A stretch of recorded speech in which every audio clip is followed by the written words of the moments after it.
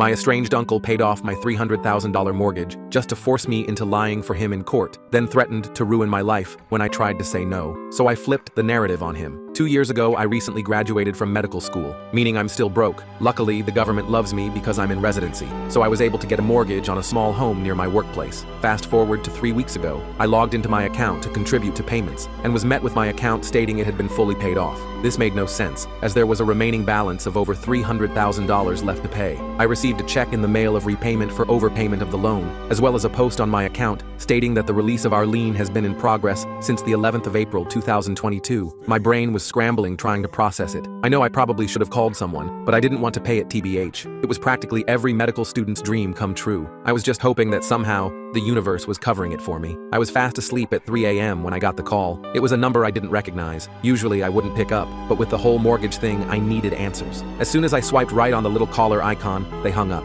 Then my phone dinged with a text notification. Apparently it was my uncle-in-law, who I'd never properly met. We texted back and forth a bit, which was mainly just me trying to verify his identity. After sending a family photo from when I was a baby with his face and mine circled, a selfie of him and my dad, his license and passport, I finally believed him. That's when Tommy made the confession. With my dad's help, he logged into my portal and paid off the mortgage. But his favor wasn't selfless. Far from it, actually. You see, he wanted me to testify for him in court as an alibi. And since I hadn't seen him since I was a baby, I'd be lying under oath. He told me I was the perfect candidate because I was due to be a doctor, and the jury would automatically trust me. I could barely follow what he was saying, but managed to ask what exactly he needed an alibi for. There was a student in his 10th grade class who was very obviously a little loopy and got picked on for it. And now she was targeting my uncle, saying he had picked her up after school and done stuff to her, which is where I came in. He basically wanted me to say I was very sick that day, which is why my uncle didn't come into school and teach. My thumbs danced over the screen. I didn't even know where to start. Everything in me was shouting that it was a setup, but at the time,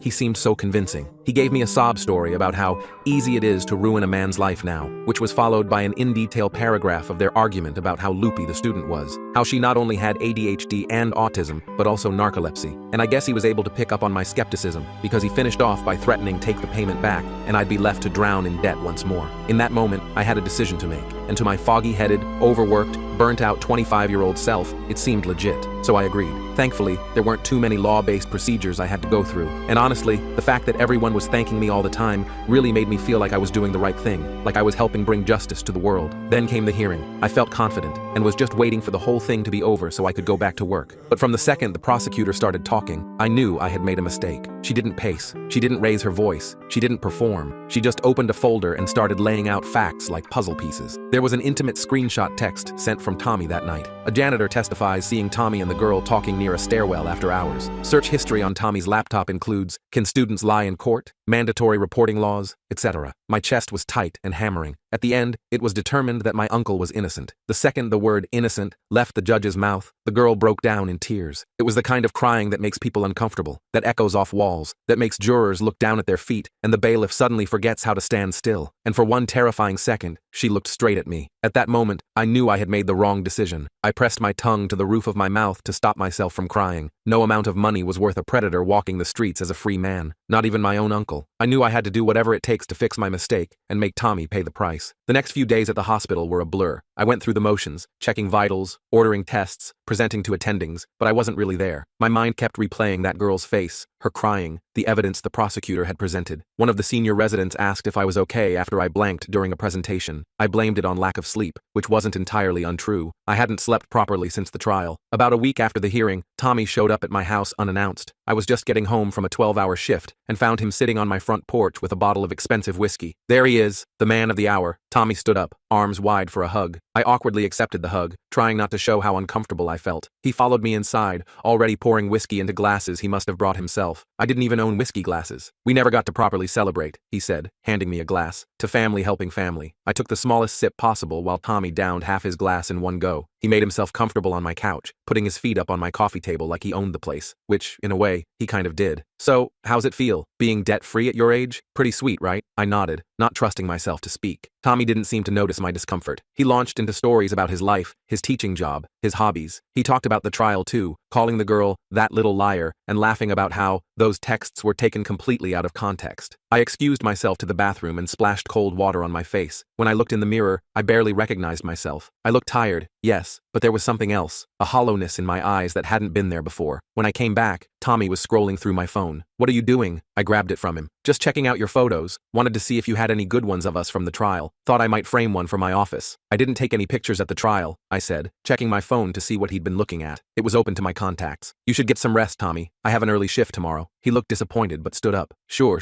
We'll hang out another time. Hey, I was thinking maybe we could go fishing next weekend. I know this great spot about an hour from here. I made a non-committal noise and practically pushed him toward the door. As he was leaving, he turned back with a strange expression. You know, I'm really glad we reconnected. It's good to have family you can count on, the kind that keeps secrets. He winked and walked to his car. I locked the door and leaned against it, heart pounding. Something about the way he said secrets made my skin crawl. I checked my phone again, scrolling through my recent calls and texts. Nothing seemed off, but I couldn't shake the feeling that Tommy had been up to something. The next morning, I woke up to 3 missed calls from an unknown number. There was a voicemail, too, from a woman who identified herself as Detective Linda Reese. She wanted to talk to me about the testimony I'd given in the Thomas Wilkins case. My stomach dropped. I deleted the voicemail and blocked the number, panic rising in my throat. At work, I was even more distracted than before. I mixed up 2 patients' charts and almost prescribed the wrong medication before a nurse caught my mistake. My attending pulled me aside and told me to get it together or go home. I chose to go home, claiming I had a migraine. As I walked to my car in the hospital parking garage, I spotted a familiar figure leaning against my car. It was the girl from the trial. Up close, she looked even younger than I'd thought. She wore an elevated school sweatshirt and had her hair pulled back in a ponytail. You lied, she said simply. No hello, no introduction. I froze, keys in hand. I don't know what you're talking about. Yes, you do. You weren't sick that day. He wasn't taking care of you. He was with me. Look, I can't talk about this. I'm sorry. I tried to move past her to my car door. My name is Mia, she said. I thought you should know the name of the person whose life you helped ruin. Her words hit me like a slap. I didn't know, didn't you? There were texts. There was evidence. You saw it all and still lied for him. She wasn't crying or yelling. Her calm was somehow worse. Why? What did he give you? I couldn't answer. What could I possibly say? That I sold her out for a house payment? He's done this before, you know. I'm not the first. And now, thanks to you, I won't be the last. She handed me a folded piece of paper. When you're ready to fix what you did, call this number. She walked away, leaving me standing there with the paper in my hand. It had a phone number written on it, nothing else. I shoved it in my pocket and got in my car, hands shaking so badly I could barely put the key in the ignition. That night, I couldn't sleep. I kept thinking about Mia, about Tommy, about the evidence I'd ignored. Around 2 a.m., I pulled out my laptop and started searching. I looked up Tommy's name along with keywords like misconduct and allegations. Nothing came up at first, but then I tried searching news archives from other states. There it was. 10 years ago, Tommy had been a teacher in Nevada. He'd resigned suddenly after personal differences with the administration. The article was vague, but reading between the lines, it was clear something had happened. I kept digging and found a small mention in a local paper about a student's family filing a complaint against a teacher, though no names were given. I was still researching when my phone rang. It was Tommy. Hey buddy, just checking in. You seemed a little off yesterday. It was 3 a.m. Why was he calling me at 3 a.m.? I'm fine, I said. Just tired. Why are you up so late? Oh, you know, grading papers. Teacher life. He laughed. Actually, I wanted to talk to you about something. That detective might try to contact you. My fluids ran cold. What detective? Some woman from the police department. She's friends with my accuser's family trying to stir up trouble. If she calls you, just don't answer, okay? Or tell her you've said everything you need to say in court. Right, I said, trying to keep my voice steady. No problem. Great. That's what family's for, right? Having each other's backs. There was that word again. Family. Oh, and I was thinking, maybe I could crash at your place for a few days next week. My apartment building is doing some renovations, gonna be noisy as heck. The thought of Tommy in my house made me feel sick. I don't think that's a good idea. My schedule is crazy right now and I'm barely home. Come on, I won't be in your way. I'll even cook dinner. You gotta eat, right? His tone was light, but there was something underneath it. Something insistent. I really can't, Tommy. Sorry. There was a pause. You know, I was talking to my lawyer yesterday about your house. Interesting thing about gifts that large. They can be rescinded under certain circumstances. Legal term is unjust enrichment or something like that. The threat was clear. Are you saying you'd take back the house if I don't let you stay with me? No, of course not. Tommy laughed, but it sounded forced. Just making conversation. Anyway, think about the spare room, okay? I'd really appreciate it. He hung up before I could respond. I sat there staring at my phone, feeling trapped. Tommy wasn't just asking for a place to stay. He was establishing control, making sure I knew he could take everything away if I didn't cooperate. The next day, I pulled the piece of paper Mia had given me out of my pocket. I stared at the number for a long time before finally dialing it. A woman answered on the second ring. This is Barbara Wilson. Hi, my name is, I'm the doctor who testified in Tommy Wilkins' case. I couldn't bring myself to give my name. Yes, I know who you are. Her voice was cool but not hostile. Mia said you might call. I think I made a mistake, I said, the words tumbling out. The testimony I gave wasn't true. Tommy paid off my mortgage to get me to lie for him. There was a long silence. That's a serious admission. Are you willing to go on record with this? I don't know. I could lose my medical license. I could go to prison for perjury. Yes, you could, she agreed. But more girls could get hurt if you don't come forward. She was right, of course. But the thought of throwing away everything I'd worked for was terrifying. Can I think about it? Don't think too long. And don't tell Wilkins you called me. She gave me her email address and hung up. I went to work that day feeling like I was walking through quicksand. Every decision felt impossible. If I came clean, I'd lose everything. My career, my freedom, my house. If I stayed silent, I'd be complicit in whatever Tommy did next. During my lunch break, I got a text from Tommy with a picture of him standing in front of my house. Stopped by to drop off a thank you gift. Used my key to leave it inside. Hope that's okay. I never gave Tommy a key to my house. The realization that he had somehow gotten one sent a chill down my spine. I left work early, telling my attending I was still feeling sick. When I got home, I found a bottle of wine on my kitchen counter with a note. To my favorite nephew, family forever. I checked all the rooms, half expecting to find Tommy still there, but the house was empty. Still, knowing he had been inside, touching my things, maybe going through my personal stuff, it made me feel violated. I changed all the locks that evening. The locksmith gave me a funny look when I insisted on having it done immediately, but I didn't care. I needed to feel safe in my own home. That night, Tommy called again. Hey, did you get my gift? Yes, thanks. How did you get into my house? Oh, I had a key made that day I was over. Hope you don't mind. Thought it might be handy if you ever locked yourself out or something. I took a deep breath. Actually, I do mind. I changed the locks today. There was a pause. Wow, that's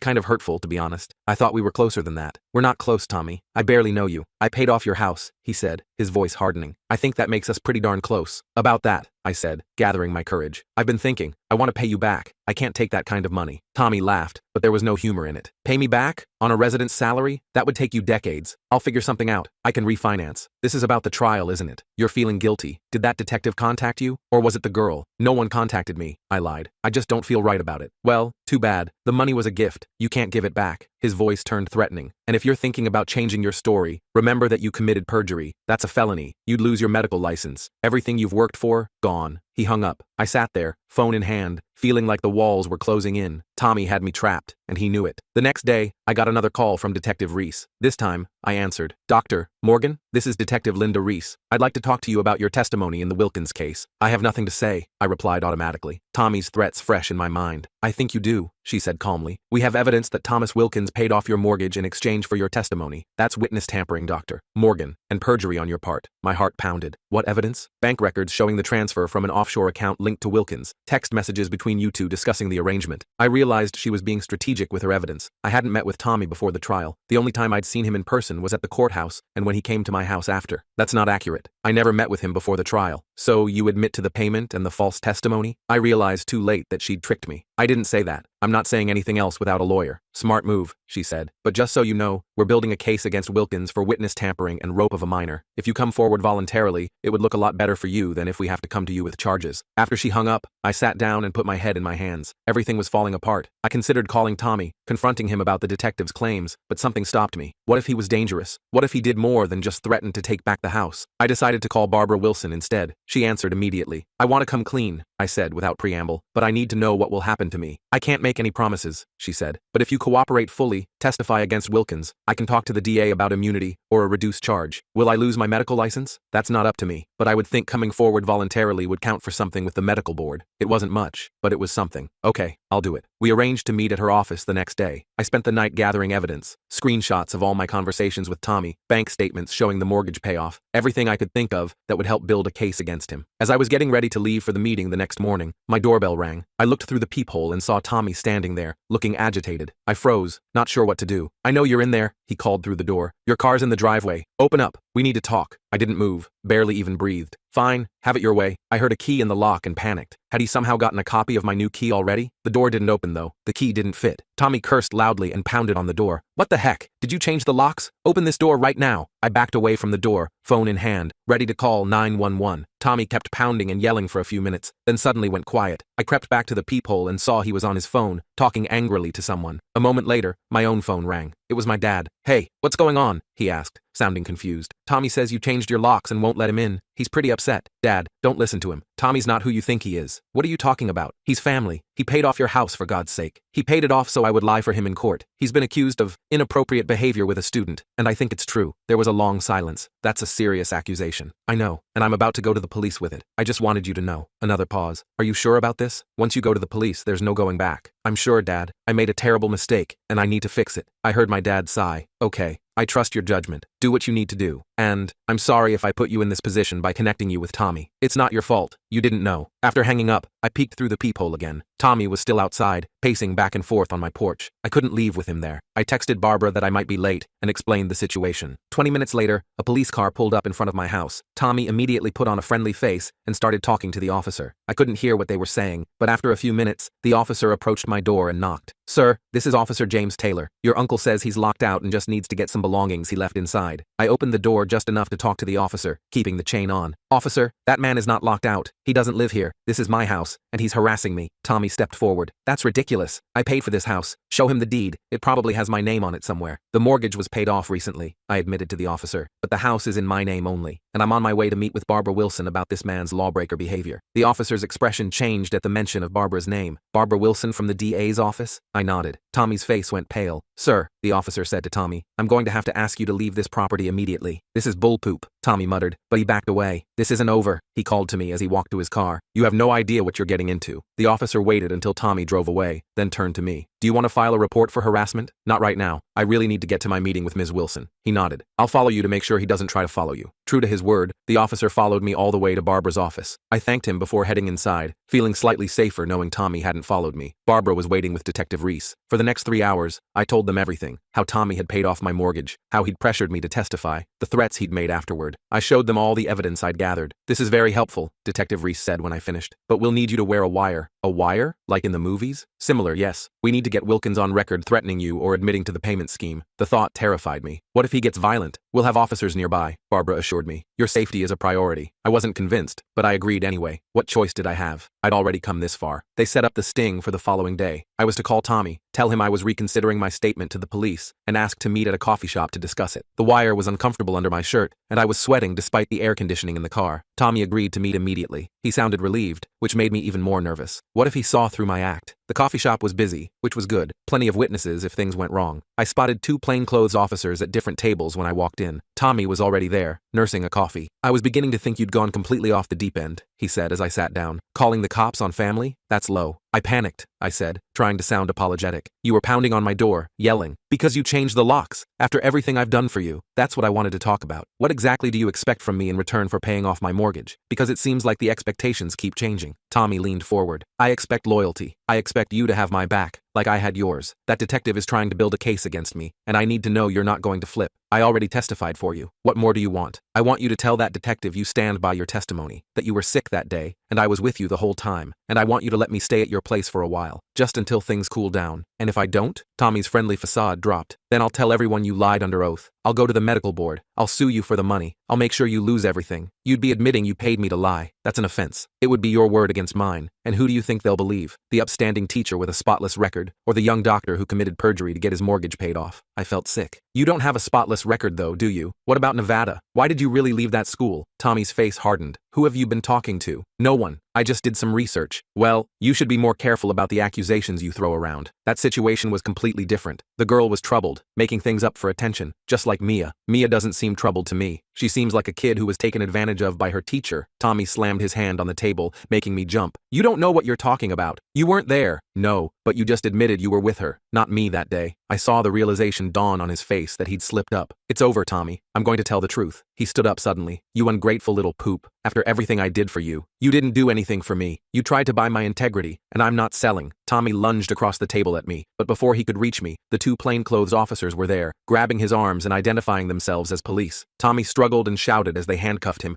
causing a scene in the coffee shop. Everyone was staring as they led him out. Detective Reese appeared at my side. You did good. We got everything we needed. I nodded, still shaking from the confrontation. What happens now? Now we build our case. With your testimony and the recording, we have enough to charge him with witness tampering and perjury. And with you recanting your testimony, we can can reopen the case against him for rope. And what about me? Will I be charged? That's up to the DA, but Barbara seems inclined to offer you immunity in exchange for your cooperation. Your coming forward voluntarily counts for a lot. It wasn't over yet. I still had to formally recant my testimony, potentially testify against Tommy, and face the medical board. But for the first time since this whole nightmare began, I felt like I could breathe again. I'd made a terrible mistake, but I was finally doing something to fix it. As I walked out of the coffee shop, my phone buzzed with a text from my dad. Just heard Tommy was apprehended. Are you okay? I texted back. I'm okay. It's a long story, but I'm doing the right thing now. His response came quickly. That's all that matters. We'll get through this together. I looked up at the sky, feeling the weight of guilt lifting slightly from my shoulders. I had a long road ahead, but at least I was on the right path now. I didn't sleep at all that night. Every time I closed my eyes, I saw Mia's face. I kept replaying Tommy's threats in my head, wondering if I'd made the right choice. Around 5 a.m., I gave up trying to sleep and just sat on my couch, scrolling through news articles about similar cases. Most of them ended badly for the victims. The system was stacked against them. The next day was a blur of meetings with Barbara, Detective Reese, and a lawyer they'd recommended. I formally recanted my testimony in a sworn statement, detailing exactly how Tommy had paid off my mortgage in exchange for lying under oath. It felt both terrifying and liberating to finally tell the truth. What happens to my house? I asked Barbara after signing the statement. That's complicated, she admitted. The money used to pay off your mortgage is evidence in a lawbreaker case now. There will likely be a freeze on any attempts to sell or refinance until the case is resolved. Great. So I was still living in a house that Tommy had essentially bought, even though he was now in prison awaiting bail. It felt tainted somehow, like he was still there, watching me. Tommy's bail hearing was set for the following week. Barbara warned me he'd probably get out. First-time offenders for non-violent crimes usually did. The thought of him walking around free, possibly coming after me, made my skin crawl. We can get a restraining order, Detective Reese suggested, and I'd recommend installing security cameras at your house. I took her advice, spending money I didn't really have on a decent security system. I also told the hospital security about the situation, showing them Tommy's picture and asking them to call police if he showed up. 3 days after Tommy's apprehension, my dad called. Your mom and I have been talking, he said, sounding uncomfortable. We want to help with the mortgage situation. Dad, you can't afford to pay off my mortgage, I said, feeling guilty that they were even considering it. Not all of it, no, but we could help with refinancing. We have some savings, and your sister's almost done with college. I was touched, but shook my head, even though he couldn't see me. I appreciate it, but this is my mess. I'll figure it out. It's not all your mess, he insisted. I'm the one who reconnected you with Tommy. I had no idea what he was really like, but still, I feel responsible. We went back and forth for a while before agreeing to talk about it more once the legal situation was clearer. After hanging up, I felt a weird mix of gratitude and guilt. My parents were willing to sacrifice their retirement savings to help me, all because I'd made a terrible decision. The day before Tommy's bail hearing, I got a call from Mia. I was surprised she had my number, but then remembered Tommy had been scrolling through my contacts that night at my house. He must have sent her my information. I heard what you did, she said without preamble. Thank you. Don't thank me, I replied, feeling awkward. I should have done it from the beginning. I'm sorry I didn't believe you, but you believe me now. That matters. She paused. They want me to testify again. I'm scared. I know. I'm scared too. It felt strange to admit that to a teenager, but it was true. But we're doing the right thing. Did he threaten you too, when you said you were going to tell the truth? Yeah, he did. Me too. He said no one would believe me because I'm just a crazy kid. Her voice cracked slightly. Sometimes I think maybe he's right. He's not, I said firmly. I'm a doctor, remember? I know the difference between someone with ADHD or autism and someone who's lying. You're not crazy, Mia. You're brave. She was quiet for a moment. The other girl from Nevada is going to testify too. Her name is Jordan. She's in college now. That caught me by surprise. They found her? She found them, actually. She saw Tommy's apprehension in the news and contacted Detective Linda. That explained why Tommy had been so nervous about my research into Nevada. There was an actual victim there, not just rumors. Tommy got bail, as expected. $50,000, which he posted immediately. Barbara called to warn me, and I doubled my security precautions. I started having friends stay over, claiming I just wanted company, not admitting I was too scared to be alone. A week after Tommy's release, I was leaving the hospital after a night shift when I spotted him leaning against my car. My heart jumped into my throat. I froze, wondering if I should go back inside and call security. Before I could decide, Tommy spotted me and waved casually, like we were old friends meeting for coffee. Don't worry, I'm not here to cause trouble, he called out. Just want to talk. I glanced around. The parking garage was fairly empty at 6 a.m., but there were a few other doctors and nurses walking to their cars. I wasn't completely alone. I have nothing to say to you, I replied, walking cautiously toward my car. And you're violating your bail conditions by contacting me. Tommy shrugged. Technically, the restraining order says I can't come to your house. Doesn't say anything about the hospital. He was right, and that oversight made me angry at myself for not being more specific when filing the paperwork. What do you want, Tommy? To make you an offer. He smiled, but it didn't reach his eyes. Drop the charges, tell them you were confused or pressured by the police, and I'll let you keep the house. No strings attached. I almost laughed. Are you serious? After everything that's happened, you think I'd lie for you again? I think you're practical. I think you know that even with your testimony, there's no guarantee I'll be convicted. These cases are hard to prove. It's still her word against mine. And Jordan's word, I added, watching his face carefully. And the evidence, the texts, the search history. Tommy's smile faltered slightly. Who's Jordan? The girl from Nevada, the one you did this to before. His expression darkened. That beach is lying. Nothing happened in Nevada. Save it for court, I said, moving to unlock my car door. I'm not changing my testimony. Tommy grabbed my arm, his fingers digging in painfully. You have no idea what you're doing. I can make your life heck. Let go of me, I said loudly, hoping to attract attention from the few people in the garage. Everything okay over there? Called a security guard who was walking toward us. Tommy immediately released my arm and stepped back, his face transforming into a friendly smile. Just catching up with my nephew. No problems here. The security guard looked at me questioningly. I nodded slightly to let him know I was okay, and he continued his rounds, though he kept glancing back at us. This isn't over, Tommy said quietly, before walking away. I got in my car with shaking hands and immediately called Detective Reese to report the encounter. She promised to look into modifying the restraining order to include my workplace. The preliminary hearing was scheduled for the following month. I spent the weeks leading up to it in a state of constant anxiety. Every time my phone rang with an unknown number, my heart raced. Every time I came home to my empty house, I checked all the rooms and closets before I could relax. The hospital administration called me in for a meeting about the situation. I'd been dreading it, sure they were going to fire me or at least suspend me. Instead, they were surprisingly supportive. We've consulted with our legal team, the chief of medicine told me. While perjury is obviously a serious offense, your voluntary recanting and cooperation with authorities shows integrity. We're going to wait for the legal process to play out before making any decisions about your position here. It wasn't a guarantee, but it was better than I'd expected. I thanked him and promised to keep them updated on the case. The day before the hearing,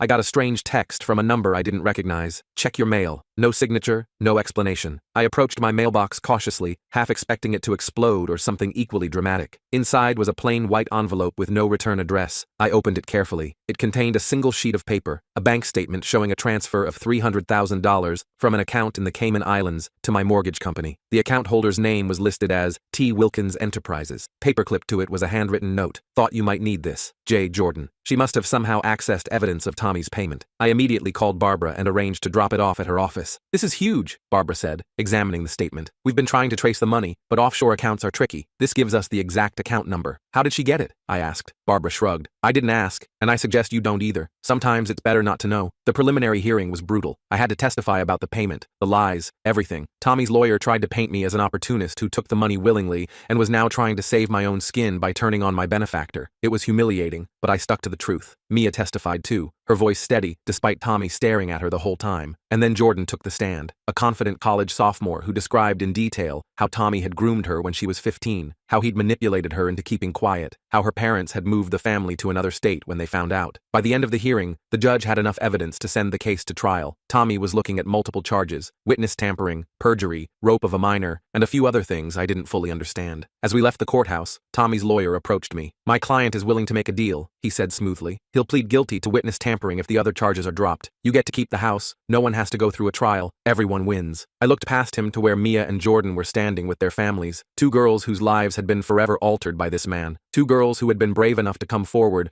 despite knowing how these cases usually went. No deal, I said firmly. I'll take my chances with the trial. The lawyer shrugged. Your call, but think about what you're risking. Your career, your home, your reputation. All for what? You barely know these girls. I know enough, I replied, walking away. The trial was set for 6 months later. In the meantime, I worked with Barbara to negotiate my own plea deal. In exchange for my testimony against Tommy, I would plead guilty to a reduced charge of false statement, with a recommendation for probation and community service. I'd still have to face the medical board, but Barbara thought they'd be lenient given the circumstances. Tommy made one last attempt to intimidate me a week before the trial. He showed up at a coffee shop where I was studying, sitting down across from me like we were meeting for a friendly chat. You know, it's not too late to fix this, he said casually. Tell them you were confused, pressured. I'll make sure you're taken care of. There are cameras in here, I replied, nodding toward the security system in the corner, and I'm recording this conversation on my phone. So unless you want to add witness intimidation to your charges, I suggest you leave. Tommy's face hardened. You ungrateful little poop. I made you. I solved your biggest problem, and this is how you repay me? You didn't solve my problem. You created a much bigger one. I stood up, gathering my books. See you in court. The trial lasted 2 weeks. I testified for almost a full day, describing in excruciating detail how Tommy had paid off my mortgage in exchange for false testimony. Mia and Jordan both testified as well, along with several expert witnesses and the detective who had investigated the case. Tommy took the stand in his own defense, claiming the money was just a gift to family, that he'd never asked me to lie, that the girls were troubled and making things up. But the evidence was overwhelming. The jury deliberated for less than a day before returning with their verdict. Guilty on all counts. I felt a wave of relief so intense I nearly collapsed. Mia and Jordan hugged each other, crying. Tommy just sat there staring straight ahead, his face blank. At the sentencing hearing a month later, Tommy got 15 years. The judge called his actions a profound betrayal of trust and predatory in the extreme. I watched as they led him away in handcuffs, feeling not satisfaction, but a quiet sense that justice had finally been served. My own legal troubles weren't over, of course. I pleaded guilty to making a false statement and got 2 years probation plus 500 hours of community service. The medical board put me on probation as well, but allowed me to keep my license and continue my residency. As for the house, that was complicated. The money used to pay off the mortgage was deemed proceeds of lawbreaker activity, but since I was a cooperating witness who had made substantial efforts to rectify the situation, the court allowed me to keep the property if I refinanced it and paid back the original amount. My parents helped with the down payment on the new mortgage, despite my protests. "Consider it an investment in your future," my dad said. "Just promise me you'll do background checks on any more long-lost relatives who suddenly want to reconnect." I promised. A year after the trial, I ran into Mia at the hospital. She was volunteering in the pediatric ward, reading to sick kids. "How are you doing?" I asked, genuinely curious. She shrugged. "Better, I guess. Some days are still hard." "Yeah,